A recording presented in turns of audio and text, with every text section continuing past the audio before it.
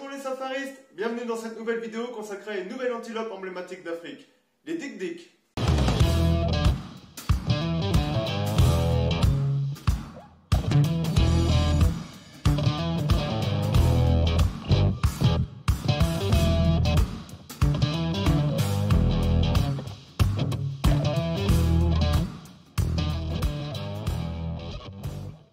Les dik-dik, ou manoka, sont des petites antilopes à peine plus imposantes qu'un lièvre. En Afrique, il existe plusieurs sous-espèces de dik-dik. Durant mes safaris en Tanzanie, c'est le dik-dik de cœur que j'ai pu observer.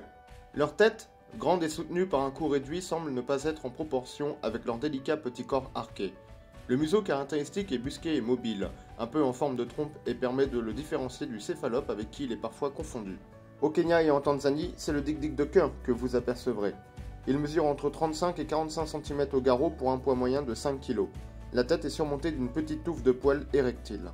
Les grands yeux sont entourés d'un cercle blanc et possèdent de grandes glandes préorbitaires.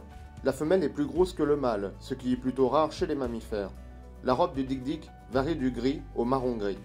Dans les zones arides, elle est gris pâle et devient foncée dans les steppes buissonnantes et les savanes. À la grande époque des safaris de chasse, les dik-dik sont devenus les ennemis des chasseurs.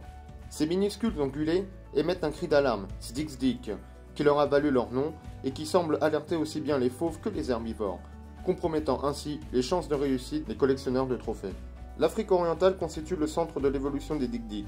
Le dik-dik de Kirk habite du sud de la Somalie au sud de la Tanzanie. Une sous-espèce isolée habite la bande côtière de l'Angola.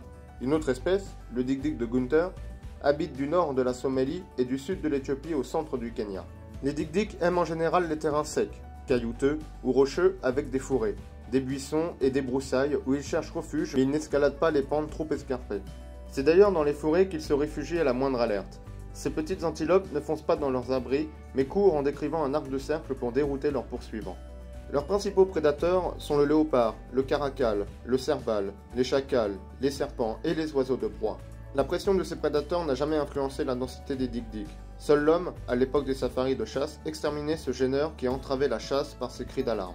Protégés, ils abondent à nouveau et vous en croiserez aussi bien dans les parcs, mais aussi furtivement sur le bord des routes, apeurés par votre véhicule. Les frontières de leur territoire sont marquées par des excréments visibles, toujours déposés aux mêmes endroits. Ces accumulations constituent des latrines. Le dik-dik de Kirk vit en couple formé pont-la-vie qui défend un territoire d'environ 5 hectares. Ce territoire de petite taille est marqué à l'aide des fesses, de l'urine et des sécrétions des glandes préorbitaires. Lorsque le dik-dik croise un mâle en bordure de son territoire, il hérisse sa crête, ce qui suffit en général à chasser l'importun. La petite taille du dik-dik s'accompagne d'une augmentation des exigences de l'organisme.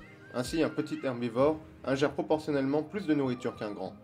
De plus, la quantité de nourriture absorbée est limitée par le temps où celle-ci demeure dans la panse. Comme cette quantité est faible, le dik-dik est obligé de choisir des végétaux dont la qualité nutritive est élevée.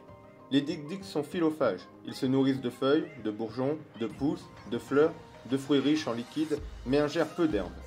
Parfaitement adaptés aux rudes exigences des régions arides ou semi-arides, les dik-dik se passent d'eau, car leurs besoins sont couverts par leur alimentation. Durant la saison sèche, les arbustes contiennent seulement 1% d'eau pendant la journée, mais ils absorbent l'humidité de l'air la nuit et renferment alors 30 à 43% d'eau. De ce fait, les dik-dik mangent au crépuscule, au milieu de la nuit et à l'aube, mais rarement dans la journée. Le museau du dik-dik constitue une adaptation à la lutte contre l'augmentation de la température corporelle. Le sang des artères y est refroidi de façon à ce que la température du cerveau ne soit jamais excessive, même si celle du corps s'élève de façon importante. Le dik-dik laisse monter sa température corporelle à plus de 40 degrés, alors qu'une température cérébrale de 42 degrés est généralement mortelle pour la plupart des mammifères. La respiration passe alors de 30 aspirations à la minute à plus de 200. Ce refroidissement du sang artériel se fait en cédant l'excès de chaleur au sang veineux revenant du museau où il a été refroidi par vaporisation de l'eau corporelle. Ainsi, le cerveau reste dans ce cas plus frais d'environ 3 à 4 degrés par rapport au reste du corps. La femelle donne naissance à un petit après une gestation d'environ 6 mois et peut être à nouveau couverte 10 jours après la mise bas.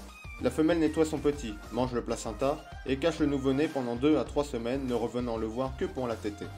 Le faon consomme des aliments solides à 3 semaines. Mais il est définitivement sevré qu'entre 8 et 10 semaines. Lorsque le jeune dik-dik est sexuellement mature, entre 6 et 8 mois, il est chassé par ses parents, mais bénéficie parfois d'un sursis jusqu'à la prochaine naissance. Le dik-dik de Kirk n'est pas menacé. Il est inscrit en préoccupation mineure sur la liste rouge de l'UICN. Merci d'avoir regardé cette vidéo, n'hésite pas à t'abonner et à mettre un pouce en l'air. Et moi je te dis à très vite pour une prochaine vidéo.